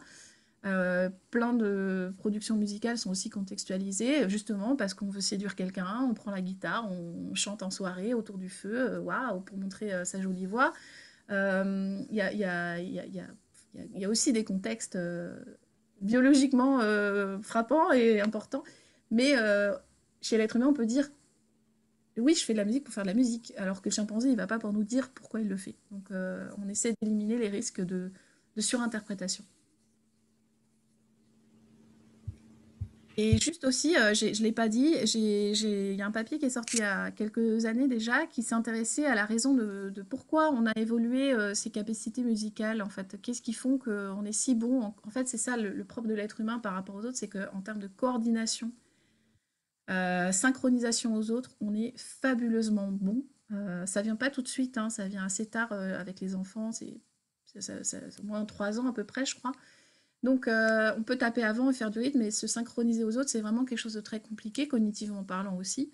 Les chimpanzés sont vraiment pas bons, on peut les entraîner, mais je vous ai montré, c'est compliqué. On peut entraîner les animaux, mais c'est pareil, c'est pas spontané. Donc, il y a eu plusieurs explications. On aurait développé cette synchronisation, parce que quand on partait à la chasse, quand on Néandertal, etc., on ne devait pas faire de bruit. Donc, il fallait qu'on marche tous au même rythme, pour limiter le bruit qu'on fait dans la végétation quand on se déplace. Donc ça, c'est des hypothèses, le fait de se déplacer ensemble de manière silencieuse. Une autre hypothèse, c'est que les femmes sont, comme chez les chimpanzés, en fait, c'est elles qui quittent le groupe de naissance, hein. Donc elles vont chercher des partenaires sexuels plus loin, et il faut les attirer. Donc il faut leur signaler où on est. Donc les hommes auraient fait des groupes de chants pour attirer les femelles, les femmes, pour qu'elles viennent. Et donc, plus on chante fort, plus on chante ensemble, plus on chante fort. Et donc, plus on est capable d'attirer des femmes qui viennent de loin, par exemple. Et il y a aussi eu, donc ça c'est une deuxième hypothèse, et il y a aussi une hypothèse là récemment qui compare que le chant des humains serait assez similaire au chant des loups, avec potentiellement des fonctions territoriales. Donc vous voyez, il y aurait toujours quand même des histoires de fonctions qui traînent un petit peu là-dedans et de contexte. Et l'idée, ce serait qu'à plusieurs, on signale notre présence, on signale notre force, et on signale le fait qu'il ne faut pas nous attaquer parce qu'on va se défendre. Et le fait de chanter ensemble, de faire du bruit, de taper avec les instruments et la danse, etc., ça renforce cette puissance vocale, ce son, et la protection que ça apporte. Personne ne sait exactement, ce ne sont que des hypothèses, mais il y a plusieurs pistes, quoi. Merci Valérie. Alors, il y a une question d'Elisabeth, mais je vais peut-être laisser Elisabeth la poser directement plutôt que de la lire. C'est vraiment super, Valérie. Merci beaucoup pour tous ces éléments. Je trouve ça vraiment passionnant. Alors moi, j'avais une question qui me taraude depuis très très longtemps. Parce que j'avais suivi une conférence de Christine Petit, je ne sais pas si le nom vous dit quelque chose, dans le milieu ORL, elle est très très connue, c'est une chercheuse qui est spécialisée dans l'audition et dans la surdité, mais qui a vraiment fait beaucoup de recherches, notamment sur la voix. Et donc dans une conférence, dans un cycle de conférences au Collège de France qu'on peut retrouver en podcast, hein, et si vous voulez, j'ai l'article, j'ai la transcription de cette conférence, elle disait quelque chose qui m'a choquée, parce que moi, avec mes chats, je n'étais pas du tout d'accord avec ce qu'elle disait, tout simplement dans ma vie quotidienne avec mes chats. C'est-à-dire, elle disait une première chose, c'est que les animaux, à la différence de l'homme avec un grand H, ne pouvaient produire sur une expiration, donc ce que nous on appelle en phonétique la rèse, c'est-à-dire la production vocale entre deux reprises inspiratoires, les animaux ne pouvaient produire un son que sur une seule note. C'est-à-dire qu'il n'y avait pas de modulation de la hauteur sur une expiration. Donc ça, c'était une chose qu'elle affirmait. Et l'autre chose qu'elle affirmait, c'est que les animaux ne pouvaient produire, n'avaient pas de créativité dans leur vocalisation. Voilà. Et qu'ils finalement ne produisaient que ce qu'ils avaient entendu, c'est-à-dire ce qui leur avait été transmis par leurs congénères, en fait. Et donc, voilà. Qu'est-ce que vous en pensez Alors, bah non, je pense que en règle générale, elle n'a pas complètement tort. Alors, sur la première question de l'expiration, je pense pas, hein. Là, les perroquets, c'est sur une seule expiration et ils font Ah, En tout cas, moi, avec aucun mes souci. chats, je peux vous dire, je les ai enregistrés, je les ai passés dans le spectrogramme. Sur une expiration, ils modulent leur hauteur. Donc, Ouais. Non, ça, peut-être qu'elle a voulu simplifier le propos et que dans la grande majorité des cas, mais et en fait, la création, c'est une bonne question parce que, comme je vous disais, 80% des espèces d'oiseaux sont pas créatifs. Une fois qu'ils ont acquis leur chant à l'adolescence, on va dire, qui est très influencé par les chanteurs autour d'eux, leurs parents, leurs pères en général, ça se cristallise, ça bouge plus. Donc ils ont du mal à rajouter, à modifier, ils le feront même pas, ils vont chanter toute leur vie la même chanson, quoi. C'est quand même un peu triste, mais ça leur va très bien. Par contre, il y a des oiseaux qui peuvent ajouter des nouveaux éléments, mais c'est pas non plus facile. C'est pas non plus facile. Alors ça va souvent être, il y a une période clé où le système hormonal permet d'avoir une certaine fluidité, une flexibilité d'apprentissage, et ils vont intégrer de nouveaux éléments. Mais ça va être une fois par an, par exemple. Et donc ça, c'est dans les 80%, bah, il y a les 20% restants, il y a quand même 18% des oiseaux où c'est le cas. Ils vont vraiment pas avoir beaucoup de marge de manœuvre, mais chaque année, ils vont pouvoir rajouter un petit truc, améliorer un peu leur chant, moduler, plus haut, plus grave, plus court, plus long. Et après, il y a quelques espèces où là, il y a beaucoup plus d'ouverture. Le chant, c'est toute l'année, c'est quand ils veulent. Ils sont capables, les étourneaux, de copier, d'imiter des sons. Alors moi, j'avais une anecdote, c'était sur le campus de Rennes, quand je passais, j'entendais la porte du local à photocopieuse qui grinçait. Et chaque fois que quelqu'un rentrait, ça faisait ce bruit-là. Donc on voyait la personne rentrer, le bruit, ok. Et un jour, je passe devant cette porte et je vois personne qui rentre. La porte ne bouge pas. Il y avait un étourneau. Il avait copié le bruit de la porte du local de photocopieuse. Et donc ça, il a probablement joué avec ce son, il l'a trouvé intéressant. Et ce qu'on sait, c'est qu'ils intègrent certains de ces éléments qui les intéressent dans leur chant, mais pas tous.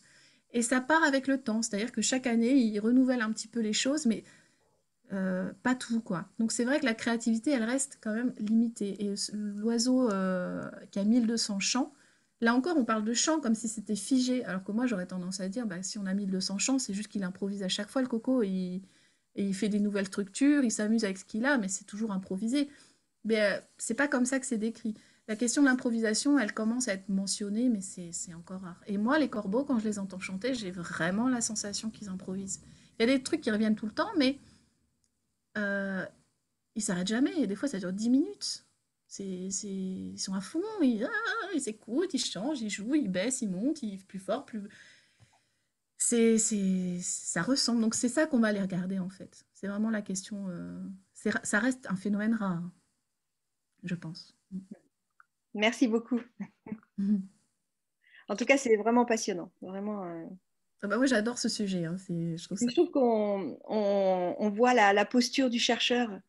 C'est ça qui est fabuleux. C'est-à-dire que tout ce que vous dites, c'est passionnant à écouter, mais on entend que derrière une phrase que vous énoncez, moi j'entends le nombre d'heures passées à observer les protocoles mis en place et que vous passez tout à fait de manière avec beaucoup d'humilité sous silence. Et je sais ce que ça peut vouloir dire comme somme de travail pour recueillir tous ces éléments, et je trouve ça véritablement fascinant. Bah, alors, c'est gentil parce que c'est vrai, je voulais pas vous embêter avec la technique parce que c'est un peu lourd, quoi, quand même. Puis après, les graphes et tout ça, c'est pas génial. Mais sur ces histoires de machine learning, là, qu'on est en train de mettre en place, enfin, quand je dis qu'on démarre, ça fait déjà 1 an et demi. que j'ai un étudiant qui passe ses journées entières à programmer un réseau de neurones convolutionnels. Alors, ne me demandez pas ce que c'est parce que voilà, je ne sais pas trop expliquer. Et en fait, ce but, c'est de... On a mis des micros dans la volière et depuis 1 an et demi, on enregistre tous les jours. Et on a codé, en fait, on a dit au système, bah, ça, c'est tel oiseau qui chante. Enfin, qui fait une vocalisation. Donc là, il y a une vocalisation et c'est tel oiseau. On ne lui dit pas quelle voque, on ne lui dit rien d'autre. Et on veut que le système, il apprenne à détecter tout seul automatiquement après, sur toutes les séances d'enregistrement qu'on a, à chaque fois qu'il y a une vocalisation, et qui l'a fait. Et ça n'existe pas. On sait détecter une vocalisation et dire c'est telle espèce, ça oui, il y a des réseaux de neurones qui font ça. Mais dire que c'est un tel et une telle et bidule et machin, ça n'existe pas. Et on commence, ça y est là, on a réussi cette semaine à 80% de succès. C'est-à-dire on est bon, ça y est, on va pouvoir faire un papier, on va pouvoir l'utiliser. Et ça, c'est juste pour pouvoir après l'utiliser, pour enregistrer les chants et avoir suffisamment de chants par individu pour pouvoir voir en fait l'étendue de leur potentiel vocal. Parce que quand on est là, ils chantent, mais ils chantent aussi quand on n'est pas là. Et on ne peut pas être tout le temps là. Il faut voir ce qu'ils font quand on n'est pas là aussi. Donc, il faut avoir le maximum d'heures possible d'enregistrement et il faut aller détecter les... Parce que je ne veux pas passer 1 an et demi à écouter les 1 an et demi d'enregistrement. Ça, c'est pas possible. Donc, mais j'ai passé 1 an et demi à développer un système qui va permettre d'analyser 1 an et demi d'enregistrement. Donc, au final, on aurait peut-être dû le faire à la main, je ne sais pas. Mais ça risque de servir à d'autres. Et c'est assez passionnant. Mais c'est des développements techniques là qui commencent à être assez dingues. Ouais. Je voulais dire un truc. Je voulais rebondir par rapport à ce que vous disiez, Madame Perry, sur une conférence que vous aviez entendue où la personne disait que les animaux, ils sont un peu nuls, ils ne savent qu'imiter ce qu'ils entendent, mais nous aussi, les humains, on arrive avec une somme précise de références auditives, harmoniques, dues à ce qu'on a entendu, ce que notre langue maternelle aussi nous fixe. Et en fait, bon, on va un petit peu plus loin, mais on accumule après d'autres références dues à, qui viennent de là où on vit, de ce qu'on entend. Pour peu qu'on veuille faire de la musique, on va encore un petit peu plus loin dans cette, dans cette accumulation d'échanges, je sais pas, de rythme et tout ça. Mais enfin, au bout du compte, voilà, nous en Occident, on est nuls dans les rythmes à 5 temps ou à 7 temps. On est tous référencés, on est tous la somme de tout un tas d'informations, d'imitations, même quand on s'en rend pas compte. Donc voilà, je trouve que dire que les animaux n'utilisent et ne savent qu'imiter ce qu'ils entendent, moi je trouve ça un peu enfoncer une porte ouverte. Hein. Ça me paraît un petit peu évident parce que nous c'est pareil, mais sauf que on va un petit peu plus loin, c'est beaucoup plus élaboré. Je voulais dire aussi encore une chose, Valérie, je ne sais pas si tu connais une œuvre de Olivier Messiaen qui s'appelle Les Rechants. Alors ça, c'est quelque chose d'assez incroyable. Parce que justement, Olivier Messiaen, il est parti du chant des oiseaux et de toutes ces disharmonies, ce qui apparaissent comme ça. Je conseille d'écouter ça, c'est hard, c'est vraiment hard. Les Rechants de Olivier Messiaen, c'est un cycle, je crois, de 5, c'est pour chœur de 8 ou 10 personnes. Je l'ai fait une fois dans ma vie, je le refais jamais. C'est un cauchemar, mais c'est extraordinaire. Je te conseille, parce qu'il est vraiment parti de chants d'oiseaux pour Ah, cette musique. Voilà, j'ai fini. Merci. ok. Merci. Merci Patrick. Alors, J'ai noté.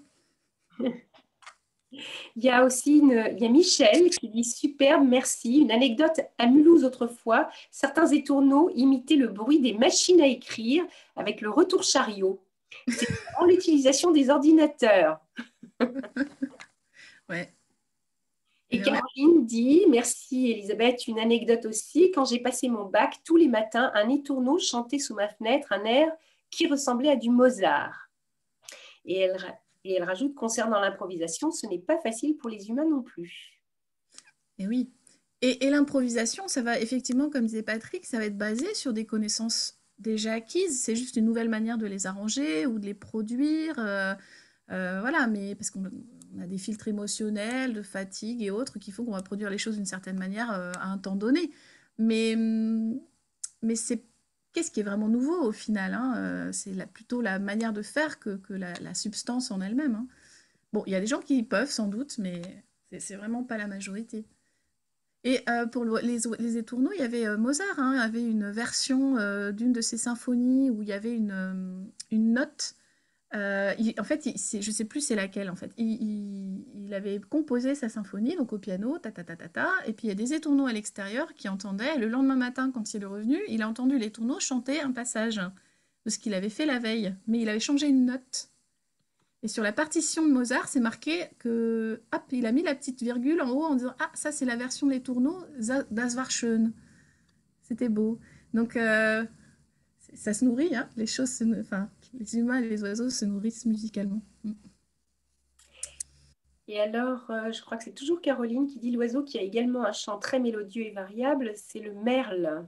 Oui, oui, oui, aussi.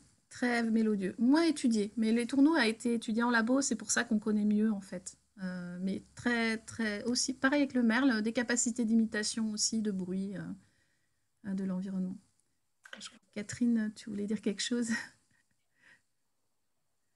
Alors, il y a Elisabeth, alors, en attendant, il y a Elisabeth qui a posté donc un PDF sur la voix Christine Petit, et puis ensuite une thèse.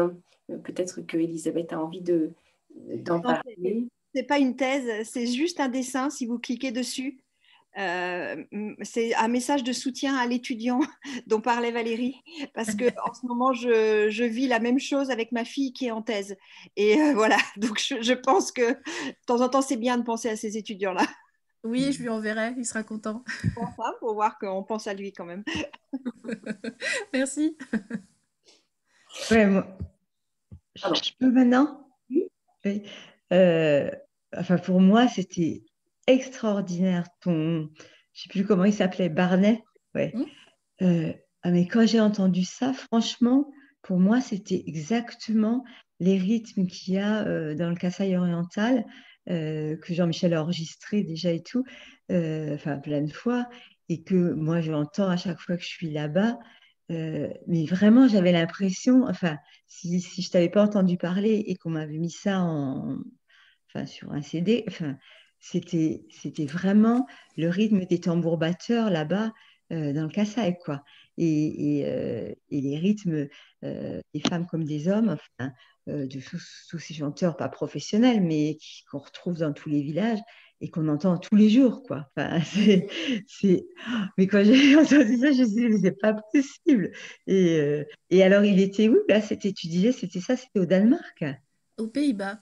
Aux Alors, Pays-Bas, enfin, c'est ouais, incroyable. Enfin, vraiment, ouais. moi, ça m'a coupé le souffle parce que Bah, ça me fait plaisir que tu dis ça parce que ça m'a fait moi une émotion immense, hein, c'est vraiment enfin, quelque moi, chose ça que. m'a touchée vraiment parce que je m'attendais pas du tout à entendre un truc comme ça, quoi. Alors justement, j'avais fait un test, c'est-à-dire qu'à l'époque, je cherchais de l'aide. Il y a des biomusicologues très très compétents à l'université d'Amsterdam et j'étais aux Pays-Bas, donc je me suis dit, bah, je vais les contacter. Donc j'ai contacté un chercheur il avait fait tout un programme pour l'étude du son, de la prosodie, du langage, etc. Donc des gens très très compétents pour l'analyse des rythmes. Je lui ai envoyé une partie et je lui ai pas dit que c'était un chimpanzé. J'avais laissé le bark quand même, enfin, le cri, mais bon, je lui ai laissé ça. Je lui ai dit voilà, selon vous, qu'est-ce que c'est? Et il a pris 5 minutes pour me répondre. Il me dit bah, au début, j'aurais dit un enfant.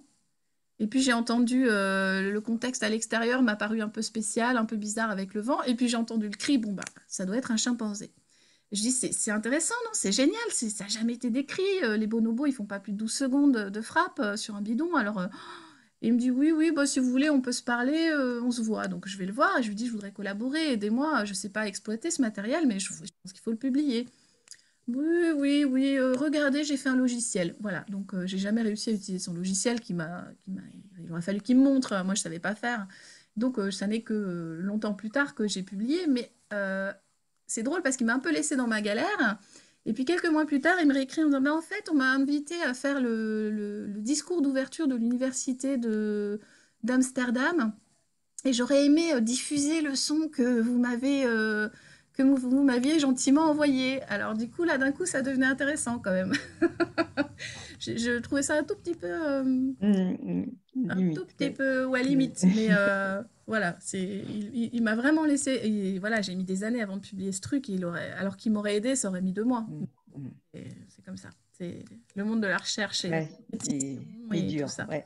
Mais c'est vrai que ça laisse pas indifférent. Enfin, voilà, je sais pas vous, mais moi, ça m'a pas du tout laissé indifférente.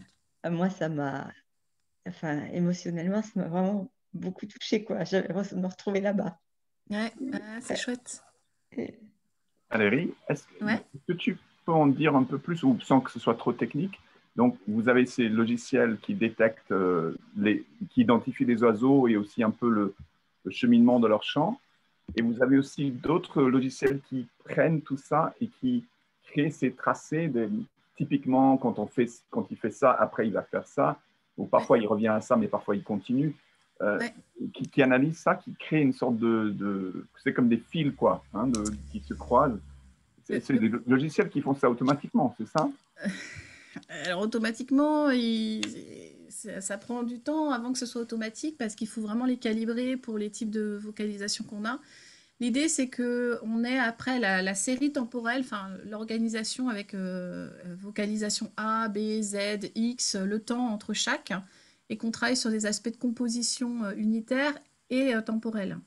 Tout ce qui est temporel, c'est hyper compliqué au niveau statistique. Donc là, il y a des publics qui sont en train de sortir. Ils font ça, c'est pareil, c'est du machine learning, enfin du deep learning. Hein. Ils essaient d'extraire des structures, des surstructures, etc. Chez les baleines, ils commencent à y arriver.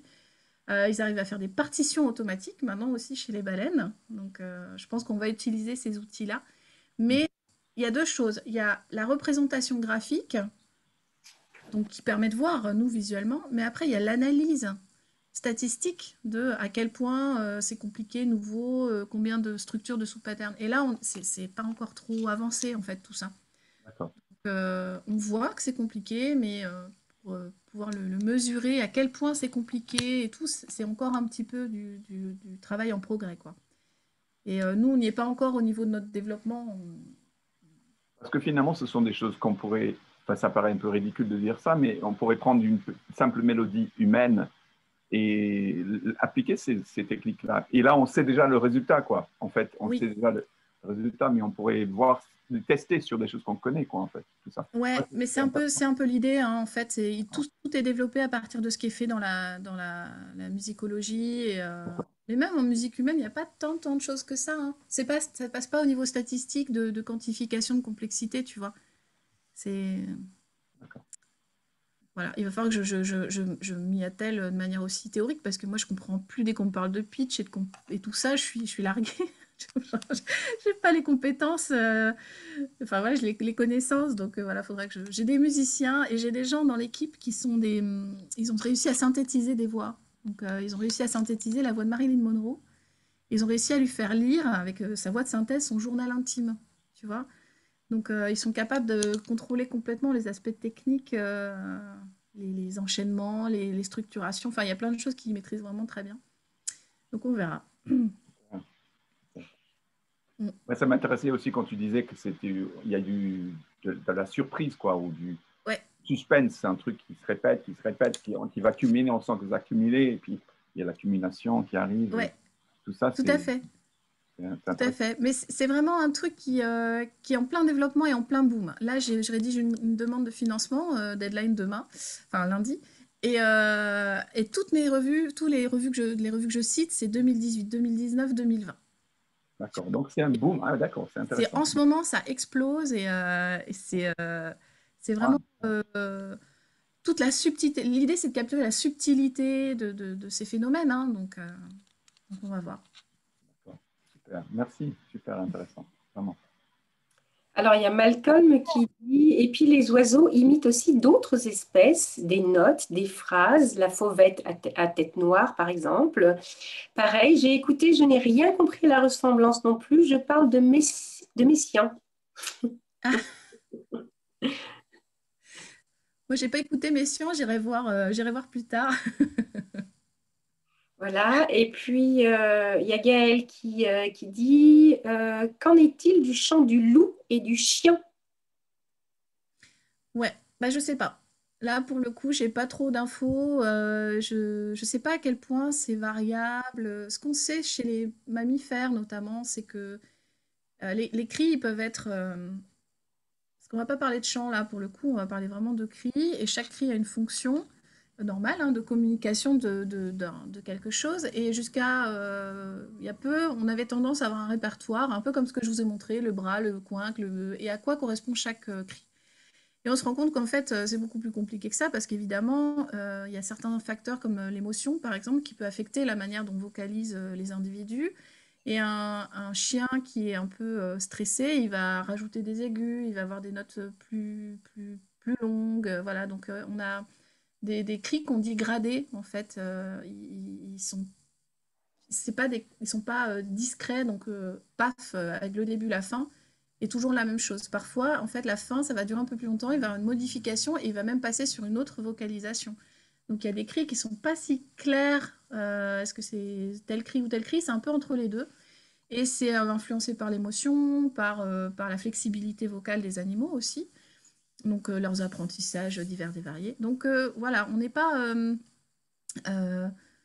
on a ça chez les loups, les chiens. Voilà, on va avoir des émotions qui vont affecter un peu la manière dont ils vocalisent, mais ouais, en termes de chant, en termes d'innovation, là, on n'y est pas, quoi. On a quand même, en gros, un répertoire assez bien connu. Il y a des petites modulations, mais c'est tout. Alors, c'est vrai qu'il y a des chiens qui vocalisent quand ils entendent de la musique ou qui vocalisent en même temps parce que ils aiment pas trop, ou en tout cas, ça suscite une réaction. J'ai jamais su si c'est parce qu'ils aimaient pas ou si c'est parce qu'ils aimaient bien. Ça dépend vraiment.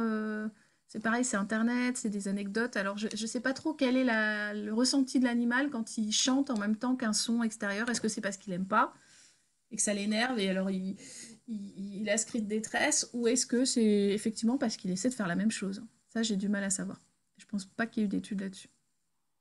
Moi, je peux éventuellement, Isabelle, j'ai ouvert mon micro, répondre à Valérie. Merci pour votre conférence. Là, je peux vous parler de vécu et d'une anecdote qu'on m'a racontée par rapport à ce que vous dites que vous ne savez pas. Moi, j'ai eu des Terre-Neuve pendant 30 ans et ma dernière, elle chantait, elle vocalisait avec moi, je suis chanteuse, hein, sur certaines vibrations. Et en fait, en discutant avec un chanteur, Miri, qui est allé passer du temps avec des loups au Canada, il a parlé avec un chef indien qui lui a dit qu'en fait, le chien loup, cherchait à rentrer en vibration avec lui, que c'était un dialogue qui s'installait entre eux. Vraiment, qu'il n'y avait pas de douleur, sinon les animaux, ils ne sont pas bêtes comme nous. Parfois, nous, quand il y a un truc qui ne nous plaît pas, on est fichu de rester, mais pas les animaux. Et donc, c'était une manière de dire, je rentre en communication avec toi. Et moi, sur certaines vocalises, ma chaîne, elle vocalisait avec moi sur certaines et pas d'autres. Et c'était toujours sur les mêmes. Et elle ne partait pas. Si ça la dérangeait, elle serait partie dans le jardin ou ailleurs. Par contre, j'avais aussi un chat. Dès que je sortais une note, il foutait le camp dans le jardin. Je donne des cours chez moi. Donc, on sent très bien que les animaux sont à l'instinct. Ça leur plaît, ils restent. Ils communiquent. Ça leur plaît pas, ils partent. Et il y avait vraiment un plaisir. Je la caressais, j'allais la voir. Il y avait une espèce de massage en même temps. Et se mettait sur le dos alors que c'était une chienne dominante. Et il y avait vraiment un plaisir de « Ah, t'es là, on communique en même temps. Moi, avec mes vocalises et elle avec sa réponse de chien vocal. » Et pour les loups, j'ai eu cette réponse avec ce chanteur qui est allé là-bas et qui lui a dit, le chef indien lui a dit « Stop, ils sont instinctifs. Donc, si il réagit, c'est parce qu'il veut parler avec vous. Comme un bébé qui fera arreux pour répondre quelque chose, le chien va répondre ou le loup. » Voilà une réponse que je peux vous donner, des choses qui sont vécues, qu'on m'a racontées et que moi j'ai vécues chez moi. Voilà. Merci. Bah oui, merci. Après, nous, le problème, c'est pas tellement l'anecdote, l'anecdote, ça donne des idées, des impressions. Ouais. On a un peu l'obligation d'aller vérifier scientifiquement derrière parce que on se trompe souvent sur la manière dont les comportements des animaux sont interprétés. Donc oui, c'est vrai qu'on a des impressions, généralement elles sont bonnes, hein. Mais c'est vrai que moi j'ai l'ambition quelque part d'avoir la preuve scientifique ou un début de preuve. Mais là, je ne sais pas s'il y a eu des travaux là-dessus, j'ai pas souvenir de ça, mais je suis pas allée voir. Donc peut-être qu'il y a déjà des choses qui ont été faites, mais je suis pas au courant. Et après, il y a l'instinct pour moi clair de je reste ou je pars. si l'animal est Pas dérangé. forcément, parce qu'un chien qui est très proche de vous, il peut pas vraiment partir. Il va essayer de vous convaincre d'arrêter, en fait. Vous mais qu'est-ce que tu fais? Qu'est-ce que tu fais? Il va effectivement communiquer, mais ça peut vous dire stop, stop, c'est bizarre ce que tu fais. Et ça peut être ça, en fait. Donc tout dépend, ça dépend complètement de la relation, de Oui, il y a un l'interprétation. ressenti. C'est ça la différence entre le chien et le chat. Le chien est domestiqué, le chat ne l'est pas. J'ai vu des confs avec Cédric Sueur et il en parle beaucoup. Oui, mais le C'est chat aussi un aussi, érasme. le chat Et le aussi, il est chat est domestiqué. C'est vrai. plus ou moins. Après, il y a un souci, voilà, de communication qui ne trompe pas en général. Moi, par rapport Non, à non, ce que mais puis vous connaissez vos sentir. chiens, hein. Mais disons que Et moi, le fait d'autres, d'avoir oui, un aspect scientifique derrière, enfin, c'est très intéressant. Oui, que vous planchez là-dessus au niveau de ce qui peut se faire théoriquement. Mm. Bravo et Ouais. merci. Ouais, c'est bien. Ces études sont intéressantes. Ok. C'est sûr que c'est fascinant tout ce que vous faites.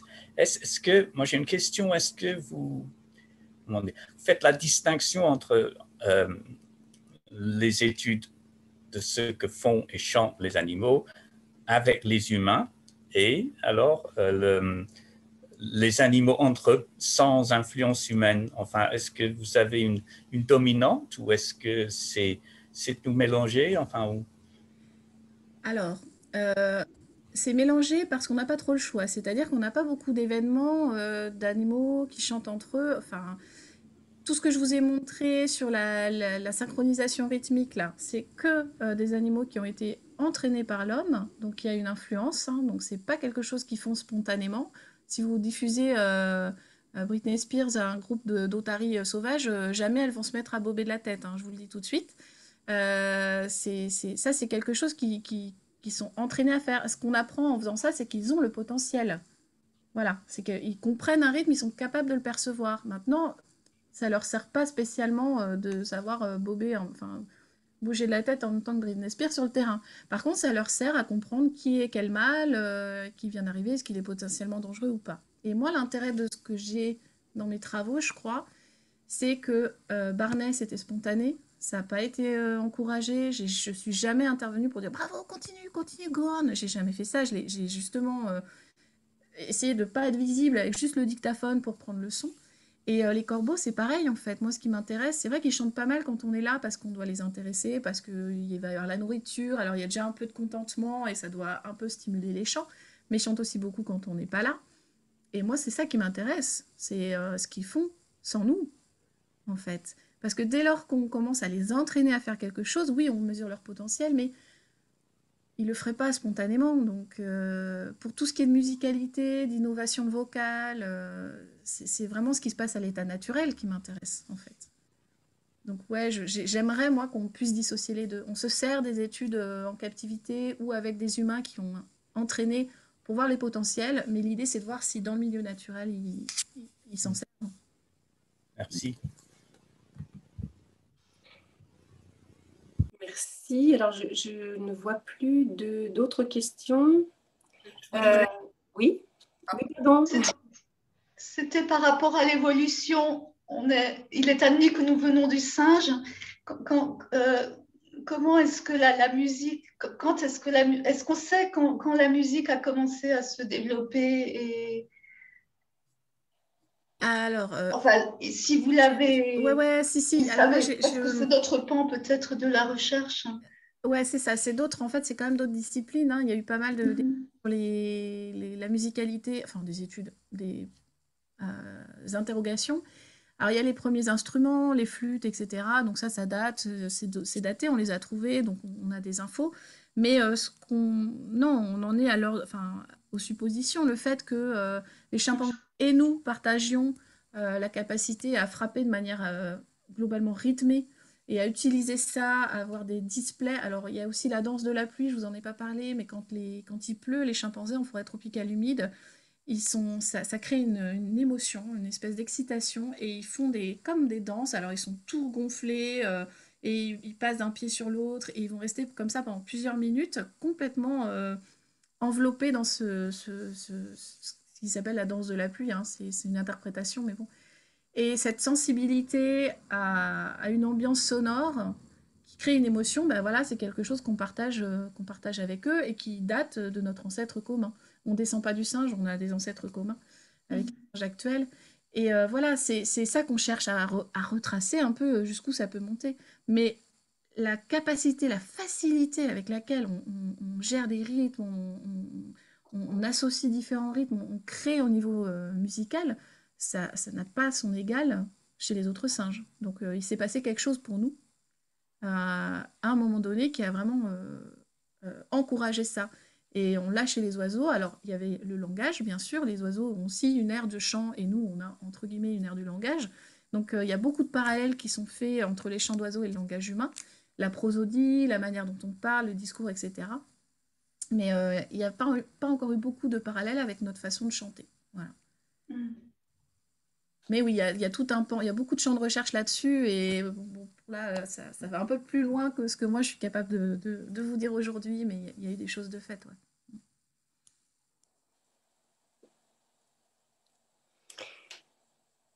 Alors, je ne sais pas si quelqu'un a encore... alors, bien sûr, magnifique conférence. Hein, oui, Patrick. Pardon. Je réponds à Malcolm qui, semble-t-il, n'avait pas bien compris mon histoire d'Olivier Messiaen. Je n'ai pas dit qu'Olivier Messiaen a recopié, a transposé du chant d'oiseau pour écrire son œuvre. Il s'est inspiré, on va dire, hein, et il a écrit quelque chose qui est un petit peu spécial. Ceci dit, à propos musique, je ne sais pas, je pense il y a une œuvre très très connue de Clément Jeannequin qui s'appelle Le chant des oiseaux. Pour ceux qui ne connaissent pas, c'est incontournable, même pour terminer cette conférence. Le chant des oiseaux de Clément Jeannequin. Voilà. C'est quand qu'on boit. Donc là, donc, génial la conférence, Valérie, bravo. Bravo Valérie. Oui, merci beaucoup Valérie, merci Patrick aussi pour les explications là. Voilà. Juste une dernière sorte de question, remarque Valérie, c'est en fait, quand tu dis que tu t'intéresses à qu'est-ce qu'ils font dans leur milieu naturel, en fait, c'est ça qui est intriguant, c'est est-ce qu'ils ont je vais aller loin, une sorte de vie intérieure d'oiseau qui fait que là-dedans, oui, je sais, mais disons qu'ils ont une sorte d'expérience du temps qui se déroule pour eux, dans laquelle il vient un peu d'ennui, et du coup, ils créent, ils cherchent des choses, quoi. En fait, quelle est leur expérience d'oiseau? En fait, on essaie de s'approcher, de comprendre un peu mieux quelle est leur expérience de la vie, peut-être. Ah oui, complètement. Hein. Est-ce qu'il y a de la place pour ce genre d'innovation vocale qu'est la musique? Oui, mais comment le temps se déroule pour eux, en fait, un petit peu? Ah bah, le temps, bien sûr, ce sont des oiseaux cacheurs, ils sont capables d'anticiper, de planifier enfin, pas mal de temps à l'avance, mais ils n'ont pas non plus c'est pas comme nous non plus, nous on est non, c'est pas comme nous, non. très doués pour ça, donc on a des compétences qui se rapprochent, ils sont peut-être un peu moins bons quand même. Mais je mets pas ça, je lis pas ça avec le temps, moi, tu vois, je pense qu'ils restent quand même sur des séquences d'improvisation, s'ils en font, qui vont être de l'ordre de 10-15 secondes, tu vois, on est quand même toujours dans l'immédiat. D'accord, ok, d'accord. De chanter, tant que ça leur plaît, tant qu'ils ont un truc qui vient, ils y vont. Et parce que, voilà, moi, je ne pense pas qu'ils anticipent très longtemps à l'avance leur vocalisation. 15 secondes, quoi, un horizon de 15 secondes. Je dirais, ouais, à peu près. Ok, super. Merci. Valérie, dans mon jardin, il y a un couple de geais. Je n'ai jamais entendu le geais chanter. Est-ce que le geais chante? Oui, ben pareil, en fait, geais, épi, alors oui, je ne vous l'ai pas dit, mais corneille et grand corbeau, ils ne sont pas connus pour ce genre de choses. Et en fait, c'est parce que surtout, on ne les a pas entendus, je pense. J'ai entendu, moi, des pies faire des choses un petit peu spéciales, là, où je me suis dit, oh, vocalement, ça m'a l'air bien, bien intéressant. Donc, je pense que les geais, ça doit être pareil. Mais les pies, probablement. Ça peut être lié à la socialité, tout ça. Enfin, au fait qu'ils vivent en famille et tout. Mais écoute un peu, ça se trouve, tu vas entendre quelque chose de rigolo. Ok. Enregistre. D'accord. Après, moi, ce que j'ai retenu aussi, c'est que finalement, alors nous, on chante, on fait de la musique, etc. Mais c'est beaucoup une question d'éducation. Si on est dans une famille, par exemple, où on ne fait pas du tout de musique, où on ne chante pas du tout, eh bien, ça va être compliqué. Ça va être plus compliqué pour nous enfin si on est dans un environnement où il n'y a pas du tout de chant, où il n'y a pas du tout, ça va être compliqué de reproduire des notes, de chanter. Ouais. Voilà, donc c'est beaucoup une question d'environnement, d'éducation aussi, même pour l'humain finalement. Donc même s'il y a des... et puis il y a beaucoup la notion de plaisir. En tant que chef de chœur, c'est sûr que quand on chante ensemble, je pense qu'il y a beaucoup de plaisir. On crée des hormones du plaisir et il y a quelque chose de très très fort émotionnellement qui se passe. Voilà, il y a quelque chose de social dans la musique. Donc voilà, en tous les cas, par rapport à voir comment ça se passe par rapport aux animaux, on est des animaux aussi, et il y a quelque chose. On a très probablement les opioïdes à fond la caisse aussi quand on chante, parce que vu le plaisir que ça nous procure et la sensation un peu en fin de concert ou en fin de performance où on est complètement... La dopamine, peut-être, c'est ça. Alors, pas forcément. La dopamine, ça joue aussi dans les chants d'oiseaux. La notion de plaisir, c'est vraiment des dérivés morphine. Oui, okay. Des compagnies, c'est... Moi, j'ai remarqué déjà. Moi qui connais la morphine aussi ces derniers temps, j'ai remarqué. Donc, ça crée vraiment une sensation de plaisir. Et il y a les endorphines. Après, quand on est dans quelque chose d'un peu plus physique aussi, parce qu'on mobilise le corps, là, on a aussi les endorphines. Donc, c'est tout bénef, le chant. Okay. Moi, je voudrais proposer un projet à Isabelle pour l'année prochaine, art et sciences. Et je me demandais si on pourrait faire des travaux sur l'improvisation et la modulation du larynx, de la hauteur, etc. Enfin, type et style, mais appliqué au chant d'oiseau ou au chant de corbeau, quoi. Mais je sais pas si ça va te plaire, Isabelle. Je suis prête. Je suis prête à expérimenter. Voilà, je t'enverrai des partitions et et puis on verra. Ok, non, mais on verra. C'est ça, des partitions de corbeaux, c'est ça? Ouais. Voir si je suis capable de faire la même chose que les corbeaux ou si les corbeaux sont capables de faire la même chose que moi. Ou... C'est beau. On peut faire, faut qu'on réfléchisse, mais je t'envoie une partition, tu l'interprètes comme tu le sens, et après on met la version oiseau. Il y a quoi? Il y a des croupes dedans, des creeps, des craupes, les craupes là. Bra, bra,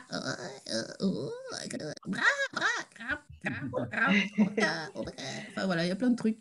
Isabelle va nous faire un duo pour corbeau et mouton. Je suis sûre qu'il y a des corbeaux qui peuvent faire du twang. Ils ont deux syrinx. Bah voilà.